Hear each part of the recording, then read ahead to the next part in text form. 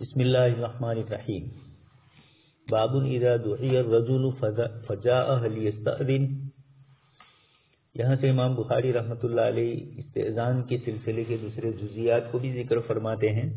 چنانچہ فرماتے ہیں اذا دعی الرجل فجاء، ایک آدمی کو بلانے کے لیے بھیجا گیا، وہ آیا، اب آتے ہوئے اس کو اندر جانے کے لیے اجازت لینا ضروری ہے یا پہلے والا بلانا ہی کافی ہے؟ پہلی روایت میں ہوا اذنہ، دعوت بلایا گیا تھا، دعوت دی گئی تھی تو دعوت دینا ہی اجازت ہے۔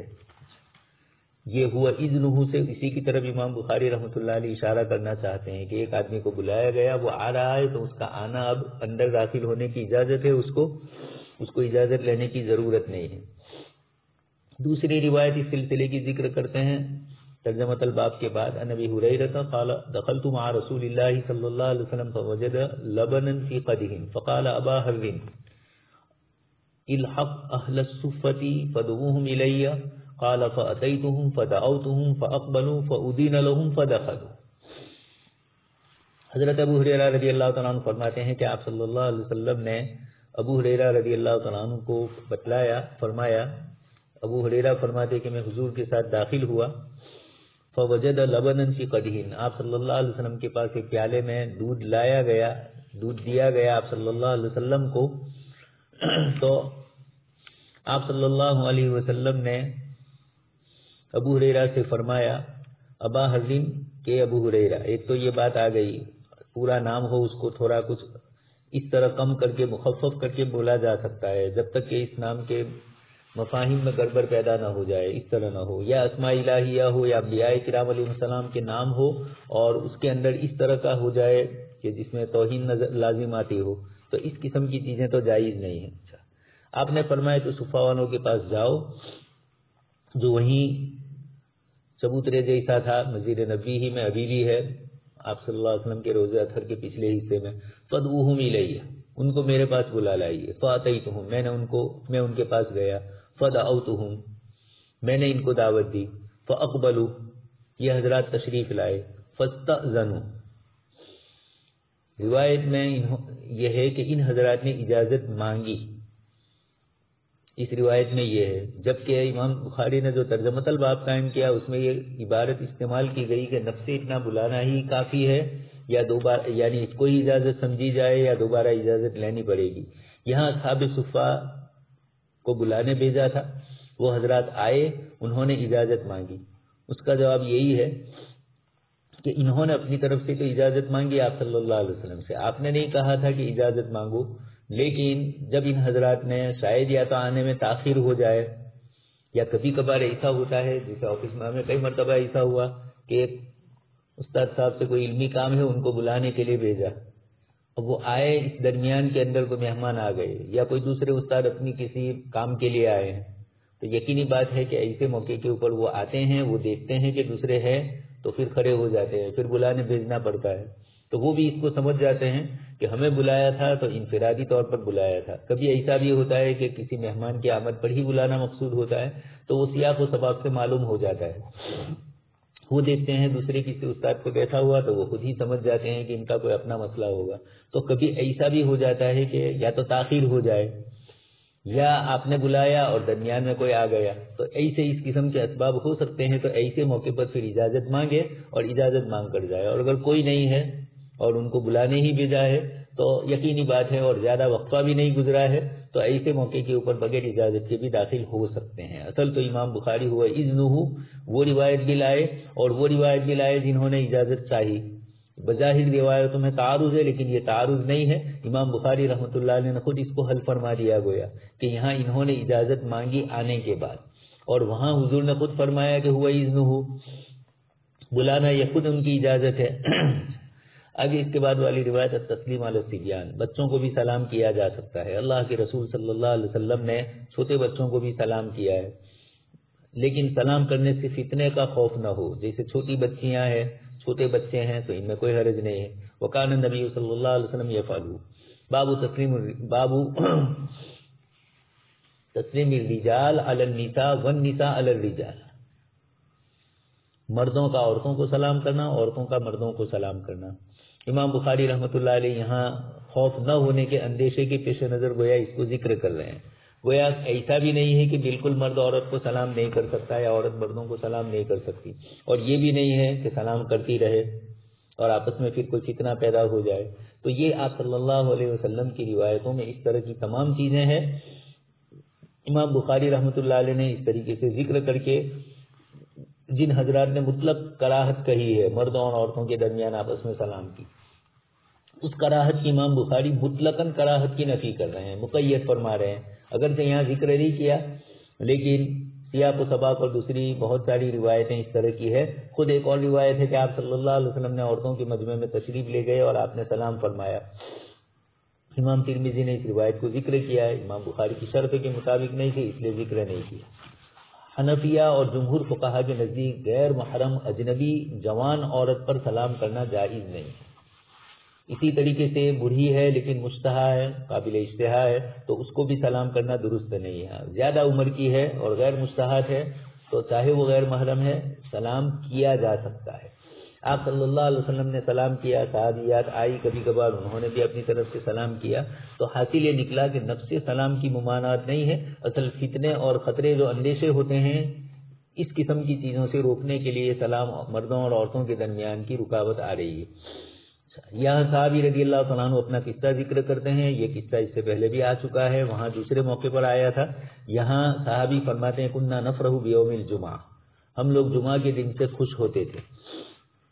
میں نے پوچھا کہ کیوں؟ حضرت سہل نے یہ روایت سنائی تو ابو حازم اپنے والد ابو حازم سے نقل کرتے ہیں، ابن ابی حازم اپنے والد ابو حازم سے نقل کرتے ہیں کہ میرے والد نے پوچھا کہ کیسے آپ جمعہ کے دن خوش ہوتے تھے؟ تو حضرت سہل رضی اللہ تعالیٰ عنہ نے فرمایا کہ کانت عجوز لنا ترسل الی بضاع، بضاع آپ جانتے ہیں ایک کنواں تھا مدینہ منورہ میں بنو ساعدہ کا انصار میں سے۔ تو قال ابن مسلمۃ نخل بالمدینہ، ابن مسلمہ عبداللہ اس کو نقل فرماتے ہیں کہ یہ آپ صلی اللہ علیہ وسلم کے زمانے میں یہ کنواں تھا بئر بضاع، جس کو مشہور ہے آپ روایتوں میں سن ہی چکے ہیں۔ تو فتأخذ من اصول السلق، یہ چقندر اردو میں اس کو بولتے ہیں، تو یہ چقندر کی جڑیں لائی جاتی تھی جیسے ہمارے یہاں مولے ہوتے ہیں، سلزم ہوتی ہے، اس طرح کی جو فتطرح فی قدرین، روایت سن چکے ہیں آپ کے ہاں، ہانڈی کے اندر تھوڑے کچھ اس کو ڈال دیے جاتے تھے، وتکرکر حبات من شعیر، اور تھوڑے کچھ جو پیس لیے جاتے تھے، اور فإذا صلینا الجمعہ، جب ہم لوگ جمعہ کی نماز سے فارغ ہوتے تو انصرفنا، لوٹتے ہم، نسلم علیہا، اس بڑی عمر کی اہلیہ کے عورت کے پاس جاتے، محترمہ کے پاس، فتقدمہ الینا، فنف وہ ہمارے سامنے اسی کو پیش کرتی، یہ جو بھاجیاں ہوگی ساقات ہوگی وہ، اور اس کے اندر کچھ جو کے دانے ڈالے ہوئے، فإذا صلینا الجمعہ، جب ہم فنفرح من اجلہ، جب وہ ہمارے سامنے اس کو کھانے میں پیش کرتی تو ہم اس سے خوش ہوتے۔ وما كنا نقیل ولا نتغذى الا بعد الجمعہ، یہ فرماتے ہیں انصرفنا نسلم علیہا، یہ جو بڑی عمر کی عورت تھی ہم ان کے پاس جاتے تھے اور ہم ان کو سلام کرتے تھے۔ امام بخاری نے اسی سے استدلال کیا، فنفرح من اجلہ، وہ جو کھانے کی چیز ہمارے سامنے بڑی میاں رکھتی تھی ہم اس سے خوش ہوتے تھے۔ وما كنا نقیل ولا نتغذى الا بعد الجمعہ، اور جمعہ کے دن ہم جمعہ سے پہلے جمعہ کا اہتمام کرتے تھے، اور کھانا کھانا اور قیلولہ کرنا یہ جمعہ کے بعد ہوتا تھا۔ خیر یہاں تو یہ بتلانا ہے کہ عورتوں کو سلام کیا جا سکتا ہے جب کوئی فتنے کا اندیشہ نہ ہو۔ اس کے بعد والی روایت آپ صلی اللہ علیہ وسلم ارشاد فرماتے ہیں، یا عائشہ ھذا جبریل یقرأ علیک السلام، حضرت عائشہ رضی اللہ تعالیٰ عنہ کو آپ صلی اللہ علیہ وسلم فرماتے ہیں کہ یہ جبریل علیہ الصلوۃ والسلام تشریف لائے ہیں اور تمہیں سلام پیش کرتے ہیں۔ حضرت عائشہ فرماتی ہے میں نے کہا وعلیہ السلام ورحمۃ اللہ، ان پر بھی اللہ پاک کی طرف سے سلامتی اور رحمت ہو۔ یہ حضرت جبریل علیہ الصلوۃ والسلام حضور صلی اللہ علیہ وسلم کی خدمت میں حضرت دحیہ کلبی رضی اللہ تعالیٰ عنہ کی شکل میں آتے تھے۔ اس طریقے سے ترجمہ ختم ہو رہا ہے، عورتیں مردوں کو سلام کرے، مرد عورتوں کو سلام کرے، اور اسی طریقے سے فرشتے نام کی مخلوق جو مذکر مؤنث نہیں ہوتی ہے وہ بھی آپ صلی اللہ علیہ وسلم کی اہلیہ محترمہ حضرت عائشہ صدیقہ رضی اللہ تعالیٰ عنہ کو سلام پیش کرتے ہیں۔ فرشتوں کو نہ مرد کہا جائے نہ عورت کہا جائے۔ کچھ حضرات نے یہ بھی اشکال کیا پھر تذکیر سے کیوں خطاب کیا گیا؟ معلوم ہی ہے کہ جبرائیل علیہ السلام مرد کی شکل میں آتے تھے. یہ اشکال کا جواب ہمارے محشی رحمۃ اللہ علیہ نے دیا اور ادنا مناسبت ترجمے میں کافی ہے. علماء نے یہی فرمایا کہ مردوں کا عورتوں کو سلام کرنا، عورتوں کا مردوں کو سلام کرنا جب فتنے کا اندیشہ نہ ہو تو جائز ہے. مالکیہ نے تھوڑا فرق کیا ہے، انہوں نے نوجوان عورت اور بڑی عمر کی عورت کے درمیان فرق کر کے سد ذرائع کے طور پر جوان سے منع فرمایا. اسی طرح اور بھی دوسرے حضرات نے منع کیا. ابتدا بھی سلام نہ کی جائے عورتوں کی طرف سے، اس لیے کہ ان کو اذان اور اقامت اور زور سے قرات سے جب روکا گیا ہے تو سلام میں بھی وہ ابتدا نہ کرے. البتہ محارم کا استثناء ہے، ان کے ساتھ سلام کلام جائز ہے. اپنے خاندان کی عورتیں ہیں، محرم عورتیں ہیں، آدمی اپنی والدہ کو سلام کرے، اپنی اہلیہ تو ہے ہی، بہنوں کو سلام کرے، سب کی گنجائش ہے. آگے اس کے بعد حضرت عائشہ رضی اللہ تعالیٰ عنہ یہ بھی فرماتی ہے ترا مالا نرا. حضرت عائشہ فرماتی ہے کہ اللہ کے رسول آپ حضرت جبرائیل علیہ السلام کو دیکھ سکتے ہیں، ہم نہیں دیکھتے ہیں. حضرت عائشہ رضی اللہ تعالیٰ عنہ فرماتی ہے کہ ہمیں تو نظر نہیں آئے، لیکن اللہ کے رسول صلی اللہ علیہ وسلم نے فرمایا. اس بنیاد کے اوپر حضرت عائشہ رضی اللہ تعالیٰ عنہ نے بھی یہ جملہ استعمال فرمایا، اذا قال من ذا فقال انا. یہ مشہور ہے، آپ سن ہی چکے ہیں. جب آدمی کسی کے دروازے پر جاتا ہے تو چھوٹے بچے اس طرح کر دیتے ہیں، بڑی عمر کے آدمی بھی کبھی کون پکا میں، تب میں تو کون ہے، سبھی تو میں ہے. حضرت جابر رضی اللہ تعالیٰ عنہ فرماتے میں حضور کے پاس آیا، فی دین کان علی ابی، اس قرضے کے سلسلے میں جو میرے والد محترم پر تھا. آپ سن چکے ہیں اللہ کے رسول صلی اللہ علیہ وسلم کی برکت سے وہ سارا قرضہ ادا ہو گیا. کھجور کے ڈھیر پر آپ تشریف فرما ہوئے اور پھر جو یہودی تھے جن کے پاس سے لیا تھا ان کو سب لپے بھر کے آپ نے دے دیا. فدفعت الباب. حضرت جابر فرماتے ہیں کہ اس موقع پر میں نے آپ صلی اللہ علیہ وسلم کا دروازہ کھٹکھٹایا تو آپ صلی اللہ علیہ وسلم نے پوچھا من ذا، کون ہو؟ اس وقت میری زبان سے نکلا انا، میں. اللہ کے نبی نے ناراضگی کا اظہار فرمایا، یہ کہا کہ اپنا نام لیا جائے تاکہ سامنے والے کو پتا چلے کہ کون آ رہا ہے. ہر ایک کا احترام اور اکرام الگ الگ ہوتا ہے. چھوٹا بچہ ہے تو پردوں کا اتنا اہتمام نہیں ہوتا ہے تو آدمی بلا لیتا ہے، اور بڑی عمر کا آدمی ہے تو یقینی بات ہے اب وہ کون ہے یہی پتا نہیں ہے، پھر محرم ہے غیر محرم ہے، اس لیے انا کے کلمات تو سبھی تو انا ہے. فقالنہ کریہا، ناپسند فرمایا صلی اللہ علیہ وسلم. باب من رد فقال علیک السلام. سلام کے جواب میں کیا ذکر کیا جائے، اس کو یہاں روایت میں ذکر کیا جا رہا ہے. وہ علیک السلام کے الفاظ بھی آئے ہیں، اسی طرح علیہ کا مقدم بھی ہے، لیکن حدیث شریف کی کتابوں میں السلام علیکہ بھی ہے. آپ سن چکے ہیں پہلی روایت حضرت آدم علیہ الصلوۃ والسلام والی، السلام علیکم ورحمۃ اللہ. فرشتوں نے جواب میں کہا السلام علیکم ورحمۃ اللہ، سلام کو مقدم کیا. اور کچھ روایتوں سے معلوم ہوتا ہے کہ علیکم السلام بھی کہا جا سکتا ہے. اس کے بعد مدرد فقال علیک السلام. حضرت عائشہ رضی اللہ تعالیٰ عنہ فرماتی ہے وعلیہ السلام ورحمۃ اللہ وبرکاتہ. ابھی آیا حضرت جبرائیل علیہ الصلوۃ والسلام نے جب سلام حضرت عائشہ کو آپ صلی اللہ علیہ وسلم کی معرفت پہنچایا تو حضرت عائشہ رضی اللہ تعالیٰ عنہ نے یہی فرمایا قلت وعلیہ السلام ورحمۃ اللہ. یہاں وبرکاتہ کا اضافہ بھی ہے اس روایت میں. رد الملائکۃ علی آدم السلام علیکم ورحمۃ اللہ. فرشتوں کا بھی یہی مسئلہ ہے. آپ صلی اللہ علیہ وسلم نے حضرت آدم علیہ الصلوۃ والسلام کے جواب میں فرشتوں نے یہ فرمایا. تو حضرت عائشہ رضی اللہ تعالیٰ عنہ کے الفاظ سے وعلیہ السلام کا پتہ چلتا ہے. اور یہاں پر السلام علیکم بزرگوں نے فرمایا کہ دونوں طریقے جائز ہے. البتہ دوسرا جو طریقہ ہے جس میں السلام پہلے ہے اور علیکہ بعد میں ہے، یہ زیادہ پسندیدہ ہے. روایتوں میں اسی کو زیادہ تر پسند سمجھا گیا ہے اور اسی کی زیادہ تر تشریح بھی کی گئی ہے، اس لیے زیادہ مناسب وہی ہے. البتہ جائز ہے جیسے حضرت عائشہ نے فرمایا. حضرت ابو ہریرہ فرماتا ان رجلا دخل المسجد ورسول اللہ صلی اللہ علیہ وسلم جالس فی ناحیۃ المسجد. ایک صحابی رضی اللہ تعالیٰ عنہ تشریف لائے اور انہوں نے جالسن فی وہ مسجد میں داخل ہوئے. حضرت خلاد ابن رافع کی متعلق ذکر کیا جاتا ہے. تو آپ صلی اللہ علیہ وسلم نے آپ تشریف فرما تھے فصلی، انہوں نے نماز پڑھی، پھر حضور کے پاس آئے اور سلام کیا. آپ صلی اللہ علیہ وسلم نے ان سے فرمایا وعلیک السلام. یہ مطابقت ہے کہ اس کو وعلیک کو بھی مقدم کیا جا سکتا ہے جیسے آپ صلی اللہ علیہ وسلم نے یہاں جواب میں فرمایا. ارجع فصلی فانک لم تصلی. مسئلہ وہی ہے مسیء الصلاۃ وہ صحابی جنہوں نے اپنی نماز میں اس طرح کیا تھا تو آپ صلی اللہ علیہ وسلم نے انہوں نے سلام کیا، حضور نے جواب میں وعلیکا علیکا کو مقدم کیا۔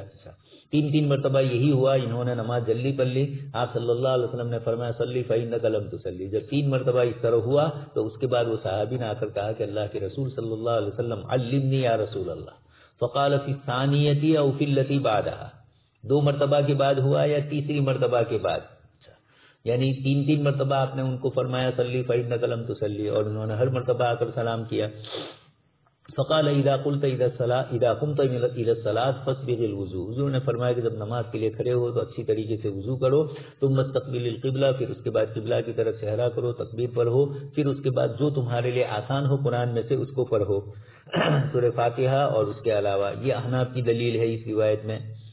حنفیہ جو سورہ فاتحہ کے سلسلے میں یا مطلق قرات کو فرض کہتے ہیں اس کے بارے میں کہ یہاں صلی اللہ علیہ وسلم نے اور قرآن نے بھی فرمایا فقرؤوا ما تيسر، ثم اركعوا، اور پھر اس کے بعد رکوع کیجئے، اطمینان سے رکوع کیجئے، پھر سر اٹھائیے، پھر سیدھے کھڑے رہیے۔ تعدیل ارکان میں جو کمی ہوئی تھی حضور نے صحابی کو انہی چیزوں کی طرف رہنمائی فرمائی۔ پھر سجدہ کیجئے یہاں تک کہ جب اطمینان سے سجدہ کر لو، پھر سر اٹھاؤ، اطمینان سے بیٹھو، پھر سجدہ کرو یہاں تک کہ اطمینان سے سجدہ کرو، پھر اٹھو حتی تطمئن جالسا، اطمینان کے ساتھ 2 سجدوں کے درمیان بھی سکون سے وقار سے بیٹھا جائے، قوما میں بھی جلسے میں بھی، ان سب تمام کے اندر۔ ثم افعل ذلك في صلاتك كلها، یہ 1 رکعت بتلائی اور یہ کہا کہ اسی طرح طمانینت کے ساتھ پوری نماز 4 رکعت 3 رکعت 2 رکعت پوری کرنی ہے۔ روایت کے راوی حضرت ابو اسامہ ہے، حماد ابن اسامہ، وہ اخیری لفظ کے اندر حتی تطمئن جالسا کی جو عبارت آئی اس کی جگہ پر یہ فرماتے ہیں حتی تستوی قائما، دوسری رکعت کے لیے کھڑا ہونا۔ دونوں اپنی جگہ پر صحیح ہے۔ کچھ حضرات جو جلسے کے 2 سجدوں کے بعد کھڑے ہونے سے پہلے جو حضرات جلسے استراحت کے قائل ہے وہ اس سے بھی استدلال کر سکتے ہیں، وہ خیر ان کی دوسرے بھی استدلالات ہے، اور ہم کہہ رہے ہیں کہ 2 سجدوں کے درمیان میں حضور نے فرمایا، 2 سجدوں کے درمیان نہیں فرمایا، 2 سجدے کی تکمیل کے بعد حتی تستوی قائما فرمایا، کھڑے ہو جاؤ۔ خیر تو دونوں الفاظ ہے، جلسے استراحت سجدوں کے بعد دوسری روایتوں سے ثابت ہے، ان حضرات نے اس کو نقل کیا ہے، اور احناف دوسری رکعت میں تو مانتے ہیں، یعنی تیسری رکعت میں قاعدے میں بیٹھتے ہیں وہ، لیکن یہ دوسری اور چوتھی کے لیے جب کھڑے ہوتے ہیں اس وقت ہمارے یہاں سیدھا کھڑا ہونا ہے۔ حضرت ابو ہریرہ فرماتے ہیں آپ صلی اللہ علیہ وسلم نے فرمایا ثم ارفع حتی تطمئن جالسا، پھر کھڑے ہوئیے یہاں تک کہ اطمینان سے تم بیٹھو، یہ سجدے سے اٹھنے کے بعد اطمینان کے ساتھ ہو۔ روایت کے الفاظ مختلف ہیں لیکن حاصل یہی ہے کہ آپ صلی اللہ علیہ وسلم کو صحابی نے سلام کیا۔ کتاب الصلاۃ میں بھی یہ روایت جب یہ مسائل آتے ہیں تو آ گئی ہے، آپ سن چکے ہیں۔ باب اذا قال فلان یقرئک السلام، حضرت عائشہ رضی اللہ تعالیٰ عنہ کو کہا گیا کہ حضرت جبرائیل علیہ الصلوۃ والسلام نے آپ کو سلام کیا۔ حضرت عائشہ رضی اللہ تعالیٰ عنہ نے علیہ السلام فرمایا۔ کچھ روایتوں میں ہے کہ آپ صلی اللہ علیہ وسلم نے فرمایا ایک صحابی رضی اللہ تعالیٰ عنہ آئے اور عرض کیا کہ میرے والد آپ کو سلام کہہ رہے تھے، تو آپ صلی اللہ علیہ وسلم نے فرمایا علیک وعلی ابیک السلام، تمہیں اور تمہارے والد دونوں کو سلام۔ ہمارے یہاں بھی ایسا ہوتا ہے، لوگ سلام کرتے ہیں، ہم لوگ بولتے ہیں علیہ وعلیکم السلام، اور کچھ لوگ بیچارے واقف نہیں ہوتے ہیں، ہم ان کو کہتے ہیں کہ فلانے کو سلام کہنا تھا، وعلیکم السلام، وہ ابھی ہی جواب دے دیتے ہیں۔ پھر ان کو میں نے کہا کہ آپ کو نہیں کہہ رہا ہوں، آپ کا تو سلام ہمارا سامنے ہی ہو چکا ہے، آپ جن کے پاس جا رہے ہیں ان کو ہمارا سلام پیش کرنا، وہاں جا کر آپ کو یہ کہنا ہے کہ فلانے نے آپ کو سلام پیش کیا۔ تو یہ علیہ وعلیکم السلام، اس کو جواب میں یہ کہا جائے کہ تم لائے سلام تو تم کو بھی جواب اور ان کو بھی جواب ہے۔ التسلیم فی مجلس فیہ اخلاط من المسلمین والمشرکین، ایسی مجلس میں سلام کرنا جس کے اندر صرف مسلمان نہ ہو، دوسرے لوگ بھی ہو، تو آپ سلام کر سکتے ہیں۔ ٹرینوں میں جاتے ہیں، اسی طریقے سے کسی جگہ پر لوگ بیٹھے ہوئے ہیں اور مسلمان بھی ہے غیر مسلم بھی ہے، آپ نے ان کو سلام کیا تو جائز ہے۔ آپ صلی اللہ علیہ وسلم نے سلام کیا تھا، عبداللہ ابن ابی بھی تھا اس وقت، تو وہ مشرک ہی تھا، اور اسی طریقے سے یہود بھی تھے، مسلمان بھی تھے، عبداللہ ابن رواحہ وغیرہ کا قصہ سن چکے ہیں آپ، ابھی چند دن پہلے یہ روایت آ چکی، اس وقت بھی میں نے کہا تھا سلام کے سلسلے میں۔ تو مسلمان اور کفار کی مجلس خلط ملط ہو تب بھی سلام مسلمانوں کو آپ مخاطب کریں گے اور مسلمان اس کا جواب دیں گے. اور عمومی طور پر اس طریقے سے سنت یہی ہے کہ سلام کیا جائے اور قصد مسلمانوں کا کیا جائے. کچھ روایتوں سے کچھ حضرات نے یہ کہا کہ نہیں، آپ صلی اللہ علیہ وسلم تو جس مجلس سے گزرے تھے اس میں مسلمانوں کے علاوہ بت پرست اور یہودی بھی تھے، لیکن کچھ حضرات نے کہا کہ یہ حکم ایسی مجلس میں ہے جس میں مسلمان بھی ہو، یعنی مسلمانوں ہی کے مختلف لوگ ہو، اہل سنت والجماعت میں سے ہو، اہل بدعات میں سے ہو، عادل ہو، ظالم ہو، نیک ہو، فاجر ہو، سلام آپ کو نیک آدمی کے ارادے سے کرنا چاہیے. ایسا ہوتا ہے جیسا حدیث شریف میں بدعتی اور شرابی کو سلام کرنے سے منع کیا، لیکن اب آپ ان کو سلام نہیں کر رہے ہیں، یعنی سلام اس مجمع میں کر رہے ہیں جس میں ان کے علاوہ دوسرے لوگ بھی ہیں اہل سنت میں سے بھی. تو یہ اس طرح کی ساری چیزوں کی گنجائش ہے. روایت اس سلسلے کی یہ سن ہی چکے ہیں. یہ تیسری مرتبہ روایت آئی رقیب حمارن علیہ کاف تحتہ قطیفۃ فدکیۃ. آپ صلی اللہ علیہ وسلم ایک حمار پر تشریف فرما ہوئے اور اس پر پالان تھا اور وہ فدک کی چادر اس میں نیچے رکھی ہوئی تھی. فدک کی مشہور تھی. آپ صلی اللہ علیہ وسلم نے حضرت اسامہ کو اپنے ساتھ کیا. حضرت سعد بن عبادہ کی عیادت کے لیے تشریف لے جا رہے تھے اور یہ بدر سے پہلے کا واقعہ ہے. آپ صلی اللہ علیہ وسلم ایسی مجلس سے گزرے جن میں مسلمان، مشرکین اور عبدۃ الاوثان والیہود یہ سب کے سب جمع تھے. وفیہم عبداللہ ابن ابی ابن سلول. عبداللہ ابن ابی بھی وہاں تھا. اس مجلس میں حضرت عبداللہ ابن رواحہ بھی تھے.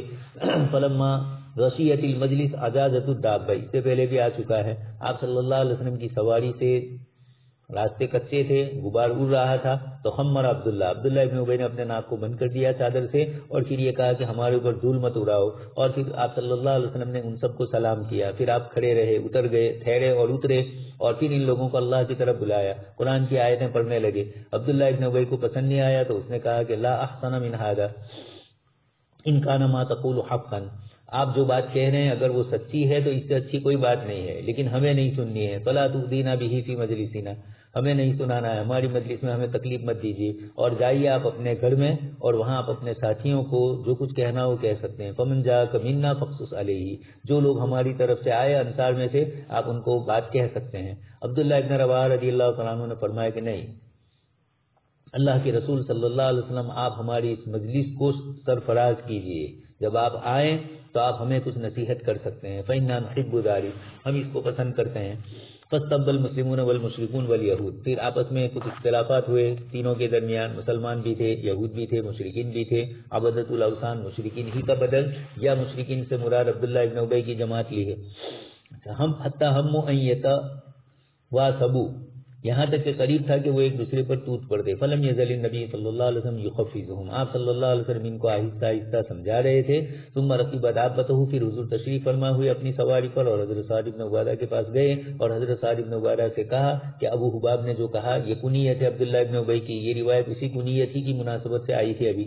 یرید عبداللہ ابن ابی قال کذا وکذا، اس نے ایسا ایسا کہا. آپ حضرت سعد نے کہا کہ اللہ کے رسول آپ اس کو معاف کر دیجئے، درگزر کیجئے. اللہ کی قسم اللہ تبارک تعالیٰ نے آپ کو وہ چیز عطا فرمائی جو اللہ پاک نے عطا فرمائی، جبکہ اس سے پہلے اس شہر والوں نے، بحرہ سے مراد یہاں مدینہ منورہ ہے، اس بستی والوں نے اس بات پر صلح کر لی تھی ان یتوجوہ فیعصبوہ بالحساب، کہ سب مل کر اس کو تاج بھی پہنائیں اور اس کو پگڑی بھی پہنائیں. فلما رد اللہ ذلک بالحق الذی، پھر اللہ تبارک تعالیٰ نے آپ کو بھیج دیا اور آپ کی تشریف آوری کی بنا پر اس کا بنا بنایا کھیل سب ختم ہو گیا ہے. اس لیے وہ اب آپ کے ساتھ حسد کی بنیاد پر یہی کہے گا جو اللہ نے آپ کو عطا کیا ہے. تو شریک بذالک بقی فی حلقہ لا یصعد ولا ینزل، یہ گویا کہ چبھ گیا، جیسے ہمارے یہاں بولتے ہیں اگلتے بھی نہ بنے نگلتے بھی نہ بنے، تو عبداللہ ابن ابی کے لیے بھی یہی حال ہو گیا. فذلک فعل ما رأیت، یہی ما رأیت، لہذا وہ ایسے ہی دندے کرتے ہی رہے گا آپ کے خلاف، لیکن آپ کے ساتھ ہماری جماعت ہے انصار کی، مہاجر اور یہ اوس اور خزرج دونوں کی ہے. فعفا عنہ، آپ صلی اللہ علیہ وسلم نے بھی معاف کر دیا.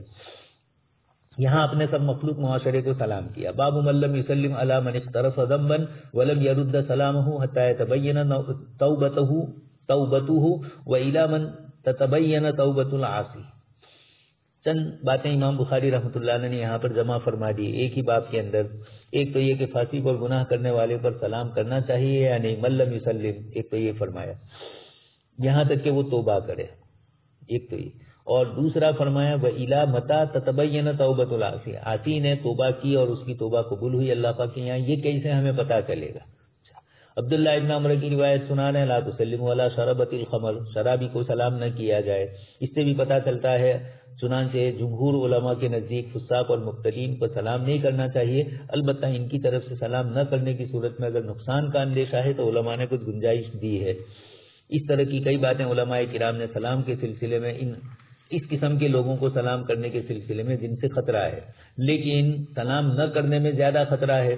سلام کرنے میں ہو سکتا ہے کہ آہستہ آہستہ وہ آپ سے قریب ہو، جب آپ بار بار سلام کریں گے تو افشوا السلام بینکم، سلام آپس میں پھیلاؤ، اس کی بنیاد پر محبتیں پیدا ہوتی ہے۔ کچھ حضرات نے فرمایا کہ نیت ان کی نہ کی جائے کہ ہم ان کو سلام کر رہے ہیں بلکہ اللہ کا نام لے رہے ہیں، اور السلام علیکم کے معنی اللہ رقیب علیکم، یہ بھی کچھ حضرات نے فرمایا۔ ہماری فقہی کتابوں میں یہی لکھا ہے کہ فاسق پر سلام کرنا مکروہ ہے، البتہ شرط یہ ہے کہ وہ اپنے فسق کا اعلان کرنے والا ہو، لیکن اگر معین نہیں ہے تو سلام جائز ہے۔ دوسری بات، گناہ کرنے والے کی توبہ کی صحت کب تک معلوم ہوگی؟ ایسے قرائن کے لیے مدت درکار ہے جس میں اس کی توبہ کی صحت معلوم ہو سکے۔ حضرت شیخ زکریا رحمۃ اللہ علیہ فرماتے ہیں کہ فقہائے حنفیہ کی کتابوں کی تفصیلات کو دیکھا جائے تو یہاں ایک اور بات کا بھی پتہ چلتا ہے، صحت توبہ۔ ایک تو ہے سلام، دوسرا اس کا جواب، اور تیسرا صحت توبہ کی مدت۔ سلام اور جواب دونوں الگ الگ حکم رکھتے ہیں۔ سلام کرنا شرعاً جائز نہیں ہے، جواب بھی مشروع نہیں ہے، البتہ فاسق نے سلام کیا تو اس کا جواب دینا پھر واجب ہو جاتا ہے۔ خیر، تو امام بخاری رحمۃ اللہ علیہ نے حضرت کعب بن مالک کی اس روایت کو پیش کیا جو اس سے پہلے آپ سن چکے ہیں، ان سے جو خطا ہوئی تھی، غزوہ تبوک کی حاضری نہیں ہو سکی تو آپ صلی اللہ علیہ وسلم نے ناراضگی میں ان سے 50 دن تک آپ صلی اللہ علیہ وسلم نے ان سے گفتگو نہیں فرمائی، اور پھر جب ان کی توبہ قبول ہوئی تو آپ صلی اللہ علیہ وسلم نے ان کو سب کچھ معاف کر دیا۔ سمیت کعب بن مالک یحدث حین تخلف عن تبوک ونہا رسول اللہ صلی اللہ علیہ وسلم عن کلامنا۔ حضرت عبداللہ ان کے صاحبزادے ہیں، کعب بن مالک کے آخری عمر میں آپ نابینا ہو چکے تھے، آپ کے صاحبزادے عبداللہ ہی آپ کے ساتھ رہتے تھے، تو وہ یہ قصہ سنا رہے ہیں اپنے والد محترم کے حوالے سے کہ جب حضور نے ہم سے سلام کلام کرنے سے لوگوں کو روک دیا، وآتی رسول اللہ فاسلم علیہ، میں آپ کی خدمت میں آتا تھا مسجد کے اندر اور آپ کو میں سلام کرتا تھا، آپ صلی اللہ علیہ وسلم کو۔ یہ حدیث کی ترجمے سے مطابقت ہو گئی، آنا جانا اور سلام کرنا، یہ تو سلام کرتے تھے لیکن آپ صلی اللہ علیہ وسلم آہستہ سے جواب دیتے تھے۔ فأقول فی نفسی هل حرک شفتیہ، حضور کی طرف دیکھنے کی تاب نہیں تھی اس لیے نیچا دیکھ کر سلام کر لیتے ہوں گے اور تھوڑی کچھ کوشش کنکھیوں سے کرتے ہوں گے، جیسے نماز کے سلسلے میں معلوم ہے جب وہ نماز میں مشغول ہوتے تھے تو اللہ کے رسول صلی اللہ علیہ وسلم ان کی طرف دیکھتے تھے۔ تو هل حرک شفتیہ حتیٰ کلمت 50 لیلۃ، آپ صلی اللہ علیہ وسلم نے 50 دن تک اس طرح کا سلسلہ رہا، اس کے بعد آپ صلی اللہ علیہ وسلم نے ہم سے بات کی۔ وعاد النبی صلی اللہ علیہ وسلم بتوبۃ اللہ علینا حین صلی الفجر، فجر سے پہلے ہی آ چکا تھا۔ حضرت ام سلمہ نے فرمایا بھی تھا کہ اللہ کے رسول کیا اطلاع دے دی جائے، فرمایا کہ نہیں، رات کے وقت لوگ پریشان کریں گے، اور پھر اس کے بعد آپ صلی اللہ علیہ وسلم نے صبح میں ان کو اطلاع دی فجر میں، اور لوگوں نے ان کو پھر خوشخبریاں سنائی۔ تو اس طریقے سے فاسق فاجر لوگ اگر کوئی ہے اور ان کو سلام نہ کیا جائے تو بھی گنجائشیں ہیں، جیسے حضرت کعب رضی اللہ تعالیٰ عنہ، لیکن وہ تو اکابر صحابہ کرام میں سے اللہ کے رسول صلی اللہ علیہ وسلم کی طرف سے ان کو تو ان کے ذریعے پوری امت کو قیامت تک احکام اور مسائل بتلانے ہیں، اس لیے ان سے یہ حادثات اور واقعات پیش آئے ہیں۔ کیف رد علی اہل ذمتی السلام، ذمی لوگ اگر ہمیں سلام کرتے ہیں، دارالاسلام کا رہنے والا غیر مسلم باشندہ، اس کو ذمی کہا جاتا ہے، یہ اگر سلام کرے تو ان کے سلام کا جواب دیا جائے یا نہیں۔ اس سلسلے میں امام بخاری رحمۃ اللہ علیہ نے یہ ترجمہ قائم کیا ہے۔ کچھ علماء کے نزدیک انہیں پورا جواب دینا ضروری ہے۔ حضرت ابن عباس سے ہے من سلم علیک فرد ولو کان مجوسیا، کہ اگر تمہیں کوئی سلام کرے تو پورا جواب دو چاہے وہ مجوسی ہے، لیکن جمہور علماء اس کے سلام کے جواب میں صرف وعلیکم کہا جائے گا ایسا فرماتے ہیں، سلام کے ساتھ جواب نہیں دیا جائے گا۔ فقہی عبارتوں میں اسی طرح ہے کہ اگر یہودی نصرانی یا مجوسی نے مسلمان کو سلام کیا تو جواب دینے میں کوئی حرج نہیں، لیکن لا یزید علیہ قولہ علی قولہ وعلیہ کا جواب دے دیا جائے۔ آپ صلی اللہ علیہ وسلم نے یہودی آئے تھے، سلام کیا تھا تو آپ صلی اللہ علیہ وسلم نے حالانکہ السلام علیکم کہا تھا، تب بھی اللہ کے رسول صلی اللہ علیہ وسلم نے جواب دیا لیکن وعلیکم فرما دیا. تو یہاں پر بھی روایت آ ہی رہی ہے. حضرت عائشہ رضی اللہ تعالیٰ عنہ فرماتی کہ یہودیوں کی ایک جماعت داخل ہوئی اور انہوں نے کہا السلام علیکہ، ہلاکت اور بربادی، موت کے معنی میں. ففہمتھا، حضرت عائشہ فرماتی کہ میں سمجھ گئی تو میں نے کہا علیکم السلام واللعنہ، تمہارے اوپر ہلاکت ہو اور بربادی اور اللہ کی رحمت سے دوری ہو. آپ نے فرمایا کہ مہلن یا عائشہ، عائشہ ٹھہر جاؤ، جلدی مت کرو، نرمی کرو. اولم تسمع ما قالوا، حضرت عائشہ فرماتی کہ میں نے عرض کیا کہ اللہ کے اچھا فإن اللہ یحب الرفق فی الامر کلہ، اللہ پاک تمام معاملات میں نرمی کو ہی چاہتے ہیں. یحب الرفق، اور نرمی کے اوپر جو اللہ نے رکھا ہے وہ سختی پر نہیں رکھا ہے. یہ بھی آگے روایتوں میں آیا ہے. فقلنا یا رسول اللہ اولم تسمع ما قالوا، میں نے کہا کہ اللہ کے رسول ان کی بدماشی کو آپ نہیں سن رہے ہیں؟ حضور نے فرمایا کہ میں نے بھی تو جواب دے دیا ہے، وعلیکم، ریٹرن ہو گیا ان کی طرف. اور دوسری روایت میں آپ سن چکے ہیں ہماری سلام قبول ہوتی ہے اور ان کی دعائیں قبول نہیں ہوتی ہے ہمارے حق میں. اذا سلم علیکم الیہود، جب یہودی تم کو سلام کرے اور سلام علیکہ کہے تب بھی علیکہ ہی کہو، یہ حضور نے فرمایا. اس کے بعد والی روایت میں بھی اہل کتاب جب تمہیں کہے تو وعلیکم سے اس کا جواب دے دیا جائے. باب من نظر فی کتاب من یحذر علی المسلمین لیستبین امرہ، یہ بھی بہت لمبا ترجمہ قائم کیا، لیکن آپ جانتے ہیں حضرت حاتب بن ابی بلتع رضی اللہ تعالیٰ عنہ کے قصے میں جو بات پیش آئی کہ حضرت حاتب رضی اللہ تعالیٰ عنہ انہوں نے خط بھیجا تھا مکہ والوں کی طرف، بغیر اجازت کی کسی کا خط پڑھنا جائز ہے یا نہیں، مسئلہ یہ آیا ہے. حدیث شریف میں فرمایا کہ جو اپنے بھائی کے خط کی طرف دیکھے گا بغیر اجازت کے تو یہ گویا کہ آگ میں دیکھ رہا ہے. آپ صلی اللہ علیہ وسلم نے تنبیہ فرمائی.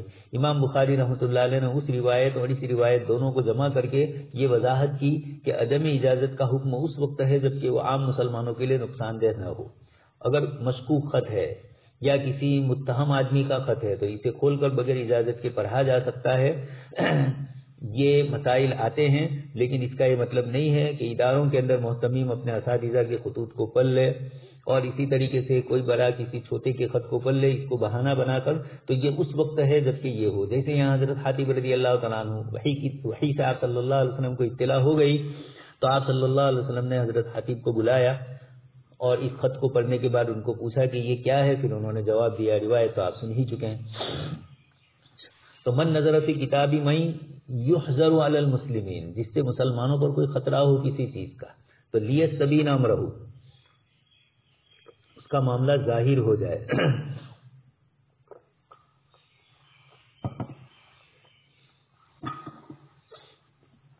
تو آپ صلی اللہ علیہ وسلم نے حضرت حاتب کے خط کو کھولا. روایت آپ سن چکے ہیں. حضرت علی رضی اللہ تعالیٰ عنہ فرماتے ہیں کہ اللہ کے رسول نے مجھے، حضرت زبیر کو اور ابو مرشد کو، ہم لوگوں کو بھیجا. وکلنا فارس، ہم سب گھوڑے سوار تھے. اور ایک روایت میں حضرت مقداد رضی اللہ تعالیٰ عنہ کا بھی ذکر ہے. ہو سکتا ہے حضرت مقداد اور حضرت ابو مرثد ان دونوں کو حضور نے بھیجا ہو. ان تلقوا حتی تأتوا روضۃ خاک، تم لوگ جاؤ اور ایک مقام، ایک جگہ ہے جس کا نام روضہ خاک ہے، وہاں پہنچو. فإن بها امرأۃ، وہاں ایک عورت ملے گی تمہیں مشرکین میں سے. اس کے پاس ایک خط ہوگا حضرت حاتب ابن ابی بلتع کی طرف سے مشرکین کے نام. صحابہ فرماتے ہیں فادرکناھا، ہم نے اس کو پا لیا. تسیر علی جمل لھا حیث قال لنا رسول اللہ صلی اللہ علیہ وسلم، حضور نے ہمیں جس جگہ پر کہا تھا وہیں پر ایک عورت اونٹ پر سوار ہو کر جا رہی تھی. اور قال قلنا این الکتاب الذی معک، ہم نے اس کو پوچھا کہ وہ خط کہاں ہے؟ اس نے کہا میرے پاس خط نہیں ہے. فانخنا بها، ہم نے سواری بٹھا دی. فابتغینا فی رحلها، اور ہم اس کے سامان میں تلاش کرنے لگے. فما وجدنا شیئا، کچھ نہیں ملا. حضرت علی رضی اللہ تعالیٰ عنہ فرماتے ہیں کہ میرے ساتھیوں نے تو کہا کہ ما نرا کتابا، ہم خط نہیں دیکھ رہے ہیں. لیکن میں نے کہا کہ نہیں، لقد علمت ما كتب رسول اللہ صلی اللہ علیہ وسلم، اللہ کے رسول نے جب یہ فرمایا کہ اس کے پاس خط ہے تو ضرور اس کے پاس سے نکلے گا. والذی یحلف به لتخرجن الکتاب او لأجردنک او لأجردنکی. حضرت علی رضی اللہ تعالیٰ عنہ نے فرمایا، اس نے ادھر ادھر کی بہت کچھ باتیں کی. اس عورت کا نام بھی سارا تھا، غیر مسلمہ تھی. اس نے قسمیں کھائی. حضرت علی رضی اللہ تعالیٰ عنہ نے فرمایا کہ نہیں، بات کچھ ہے ضرور. ہم حضرت علی نے قسم کھائی کہ لتخرجن الکتاب، تم یہ خط کو نکالو ورنہ ہم تمہارے کپڑے اتاریں گے. فلما رات الجد منی احوت بیدها الى حجزتها، جب اس عورت نے دیکھا کہ حضرت علی رضی اللہ تعالیٰ عنہ اپنی بات پر بالکل پختہ ہے اور کسی طریقے سے حضرت علی رضی اللہ تعالیٰ عنہ ادھر ادھر نہیں ہوں گے، تو اس نے اپنے حجزتن سولین کی جگہ سے نکالی، کچھ روایتوں میں ہے اپنے سر کی چوٹی کے اندر ڈال دیا تھا، تو ہو سکتا ہے پہلے ادھر ڈالا ہو پھر اس کے بعد ادھر ڈالا ہو، ایسی جگہ پر پہلے رکھ دیتے ہیں کہ لوگوں کی نظر نہ پڑے۔ اب خاص کر کے عورتوں کے متعلق جو مسئلے آتے ہیں تو وہاں ان جگہوں پر کون دیکھنے جائے گا، اس لیے اس نے ایسی جگہ پر چھپا دیا تھا۔ وہی محتجزۃ بکسائن، کپڑے سے چادر سے اس نے اس کو چھپا دیا تھا، تو اخرجت الکتاب، اس نے وہ خط نکالا، پھر فانطلقنا به، حضور کے پاس پہنچے، ما حملک یا حاتب ولا ما صنعت، اس پر کس چیز نے تمہیں ابھارا؟ حضرت حاتب نے فرمایا ما بی اللہ اکون مؤمنا باللہ وبرسولہ، میرے لیے بات یہ نہیں ہے کہ میں اللہ اور رسول پر ایمان لانے والا نہیں ہوں، یعنی یقینی بات ہے کہ میں اللہ اور رسول کے اوپر ایمان لانے والا ہوں، وما غیرت ولا بدلت، میں نے نہ اپنا دین بدلا ہے اور نہ میں نے کوئی اور دوسری چیز میں تغیر کیا ہے، میں نے اتنا چاہا ان تکون لی عند القوم ید، میرا ان پر ایک احسان ہو جائے مکہ والوں پر، یرفع اللہ بہا علی اہلی و مالی، اور مکہ والے سبب بن جائے اللہ تبارک و تعالیٰ کی طرف سے میرے اہل اور میرے مال کو بچا لیا جائے۔ مکہ والوں کو بچانے والا نہیں سمجھا، بچانے والا تو اللہ ہی کو سمجھا، یہ صحابی کا ایمان تھا، اس لیے لفظ یدفع اللہ بہا فرمایا۔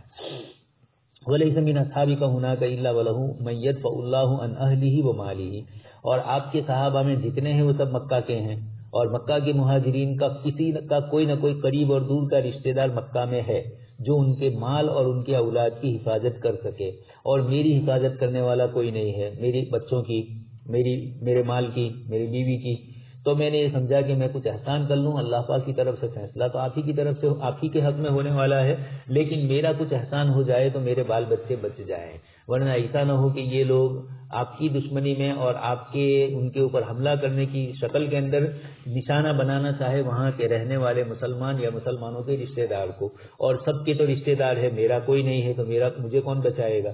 آپ نے فرمایا صدق فلا تقولوا له الا خیرا، ان کے سلسلے میں اچھی بات ہی کہو۔ حضرت عمر نے کہا کہ اللہ اور رسول اور مومنین کے ساتھ خیانت کی، آپ مجھے اجازت دیجئے کہ میں ان کی گردن مانوں۔ اللہ کے رسول فقال یا عمر، حضرت عمر فرماتے کہ حضور نے فرمایا وما یدریک، تمہیں کیا معلوم ہے، لعل اللہ قد اطلع علی اہل بدرین، اللہ پاک اہل بدر پر مطلع ہو چکے ہیں، اور اسی لیے تو اللہ پاک نے ان کے متعلق یہ حکم فرمایا تھا اعملوا ما شئتم فقد وجبت لکم الجنہ، جو چاہے تم کرو تمہارے لیے جنت واجب ہو گئی۔ حضرت عمر رضی اللہ تعالیٰ عنہ کی آنکھیں اشکبار ہو گئی اور فرمایا کہ اللہ اور رسول ہی خوب جانتے ہیں، اس لیے کہ حضرت عمر کو سمجھ میں نہیں آ رہا تھا کہ اتنا بڑا جرم کیا اور اللہ کے رسول صلی اللہ علیہ وسلم یہ فرماتے ہیں، لیکن حضور کو معلوم تھا کہ حاتب ابن ابی بلتعہ یہ ان سے محض اپنے بچاؤ کے لیے غلطی ہوئی ہے، اندر سے کوئی مشرکین کے ساتھ ان کا تعلق نہیں ہے۔ حضرت مفتی شفیع صاحب رحمۃ اللہ علیہ اور دیگر مفسرین نے سورہ یا ایھا الذین آمنوا لا تتخذوا عدوی وعدوکم اولیاء تلقون الیہم بالمودہ،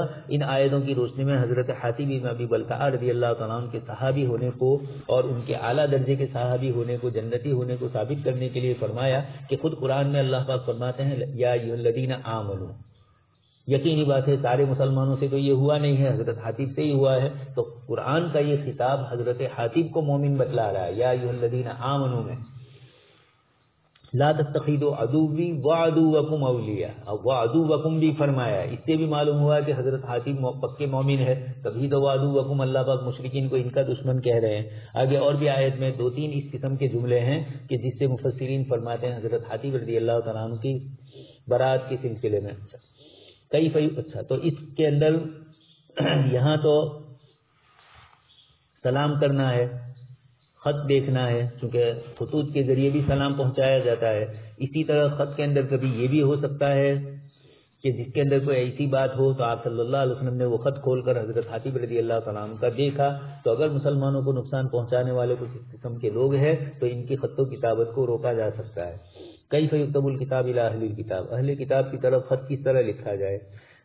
خط کی بات آئی تو امام بخاری رحمۃ اللہ علیہ آپ صلی اللہ علیہ وسلم کے خطوط کی طرف متوجہ ہوئے۔